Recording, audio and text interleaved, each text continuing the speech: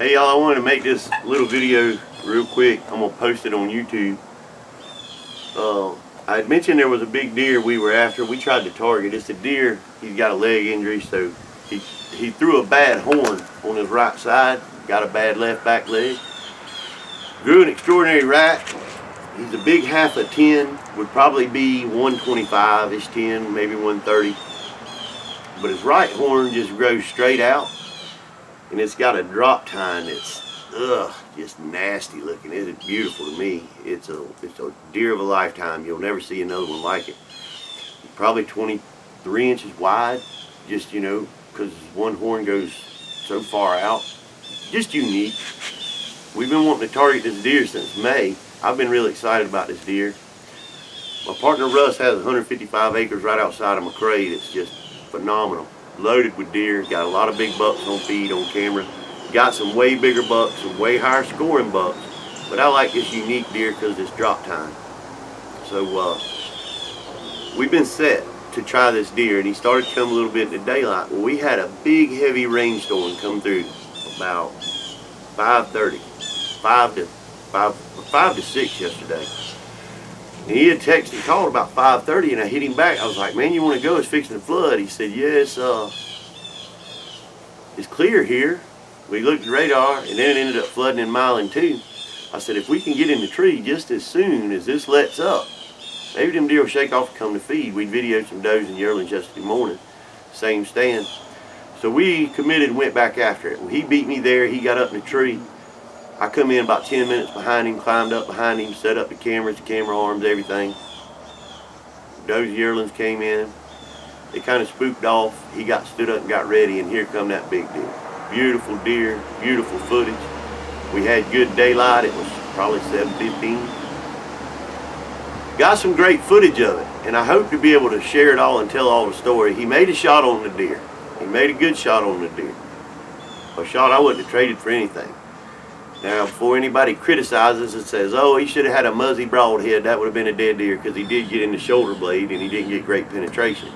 Well, when you're shooting a traditional longbow, one of the best, you need a thin, sharp cutting blade, not a bone chisel point. You got to get penetration with a good, it doesn't have the kinetic energy or whatever they call it, as a compound. I learned that from Nick Koulias 30 years ago. Taught me that when I first took interest in traditional archery. I've never really gotten into it, but I've always been fascinated by it. But Nick Koulias was shooting them Zwickey broadheads 30 years ago, and that was the best cutting broadhead for a traditional or long bow. I think it's still one of the top broadheads. Anyways, he made a great shot on the deer. We thought the deer was down. We got excited.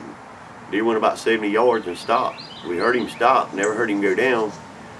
We give him an hour and started blood trailing. Blood trailed him about 100 yards. He wasn't bleeding real well because there was no exit hole, and the shot was, not high, but it was pointed down in the deer in the back of the shoulder blade.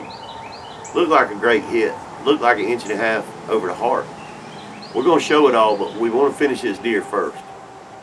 We trailed the deer, called a friend of his. 2 great guys came out with some great dogs. They're in the GON. They find deer for people all the time, all year long. And the deer went a half a mile, made a big circle. Went out through a pecan grove, through some houses. Well, his friend's property is right beside the property we were hunting. So they were right there. You could actually hear the dogs we used in the pen during some of the footage. And so Brian, Brett, I really thank y'all if y'all ever see this. Y'all done a heck of a job, so did your dogs. Anyways, we're going to try this deer again sometime. But the deer was back. Russ sent me a picture at 6:30 this morning on his way to work. The buck was back in the corn. We left at 12:30 from looking for him. Gave up. Knew he wasn't dead. The deer was back in the corn at 3:39 with a big 10-point. Tough rascal. Tough son of a gun. So we're going to try him again. That's all we can do. He's going to be busy the next 4 days. He's got to work till about 6:30 at night. So I doubt we get in there. If we do, hopefully we'll get another chance. But that's what's played out so far. We hunted that stand 3 settings this weekend.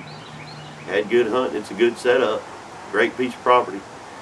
And maybe we can get that deer and finish this story for y'all. But that's where we're at right now. I want to let my family and my friends know. I've only got a few people interested. That I've got, several people calling me regular, wanting to update on that deer because they know that we've been hunting and we want to target that deer first. Anyways, maybe we can get a tag wrapped around him, but so far, we made a good, valiant effort. It just didn't work out, but that's bow hunting. But that's the truth of heartbreak. It all comes with it, folks. And I hope y'all will cross your fingers for us, but we'll get him. Thank y'all for watching.